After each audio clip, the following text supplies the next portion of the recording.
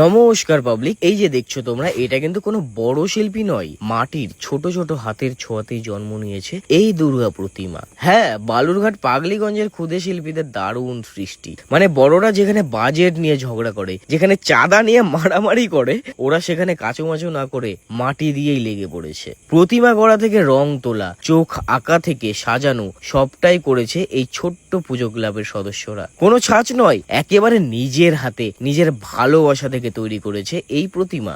আচ্ছা, এই ঠাকুরটা কে বানিয়েছে রে? তাই? বাহ, সবাই মিলে বানিয়েছিস? কতদিন থেকে বানাচ্ছিস? না না, এই ঠাকুরটা কতদিন ধরে বানানো হচ্ছে? 1 মাস। আর এই পূজাটা তোরা 4 বছর ধরে দিচ্ছিস? নিজেরা বানাই পূজা দিস? বাহ, কি ক্লাব এটা? কি তোদের? বন্ধুচল সংঘ। বাহ, এটা কি তোদের ছোটদেরই ক্লাব? কোথায় ক্লাবটা?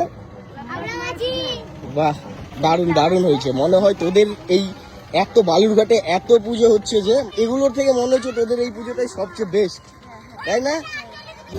মানে আসল শিল্পী হচ্ছে তুই, তাই না?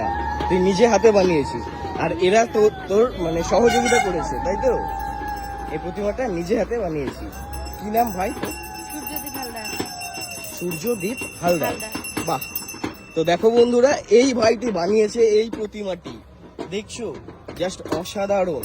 বন্ধু বান্ধবের সহযোগিতায় জাস্ট এত সুন্দর একটা প্রতিমা তৈরি করেছে।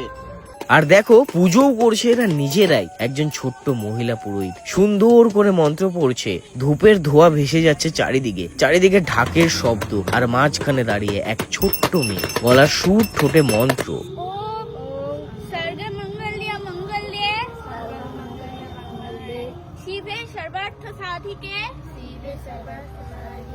शरण्ये त्र्यंबके गौरी नारायणी नमस्तुते सृष्टि स्मृति विनाशाना शक्ति रूपे सनातनी दुर्गा शिवा क्षमाधात्री।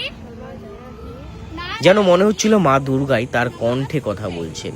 সেই মুহূর্তটা আমার চোখে শুধু পুজো নয়, ছিল এক অদ্ভুত শক্তির আবির্ভাব। তোমরা জাস্ট একবার দেখো। আর পুজো দিচ্ছে এখানে পুরোহিত, যাদের বলে, একদম ছোট ছোট প্রতিমা, ছোট ক্লাব মেম্বার সদস্য, এবং পুরোহিতটাও মহিলা পুরোহিত, ছোট। আবার শাড়িও এনেছে, দেখো কত সুন্দর শাড়ি এনেছে মাকে এখানে দেওয়ার জন্য। কলা বউ রয়েছে, মানে এত সুন্দর একটা দৃশ্য আজ তোমাদের সাথে শেয়ার করছি। নিজের গলার সুর, নিজের হাতে মন্ত্র, আর একাগ্র চিত্তে মা দুর্গার পুজো করছে।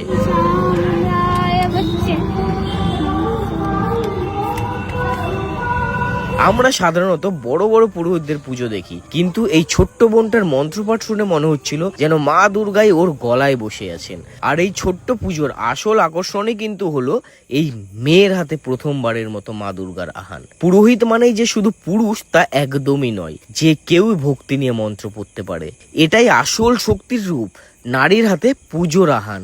আর ঢাক বাজছে খেলার ঢাকেই। ঢাকির চেহারা দেখে মনে হচ্ছিল যেন এই মাত্র মোবাইলে গেম খেলছিল, হঠাৎ ঢাক বাজাতে হবে বলে দৌড়ে চলে এসেছে। তো যাই হোক, খেলার ঢাক হলেও তাতে যে আনন্দের সুর বেজে উঠছে তা কোনো বড় ঢাকের থেকেও কম নয়। কারণ এদের ঢাকের তালে তালেই বাজছে ছোট্ট ছোট্ট মনের খুশি।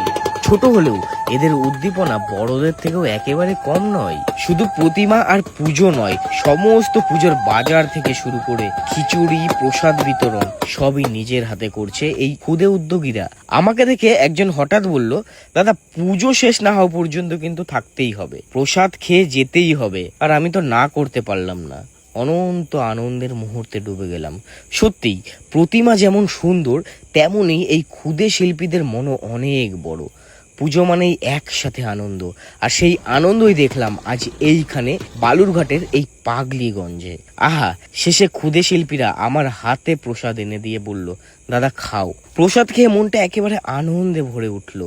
ছোট্ট বাচ্চারা বানিয়েছে, ছোট্ট মহিলা পুরোহিত পুজো দিয়েছে, খেলার ঢাক বাজছে, আর আমি সব মজা একসাথে উপভোগ করলাম। তোমাদের কেমন লাগলো এই ক্ষুদে দুর্গাপূজার গল্প? আর তোমাদের যদি মনে হয় যে এই ক্ষুদে শিল্পীরা আগামী দিনে আরো অনেক বড় শিল্পী হোক, তাহলে ভিডিওটা প্রচুর শেয়ার করে দাও, যেন ওদের গল্পটা পৌঁছে যায় সবার কাছে। আর কমেন্টে একবার লিখে দাও জয় মা দুর্গা, কারণ আনন্দটা একা রাখলে চলবে না, ছড়ালেই তবেই মজা। টাটা।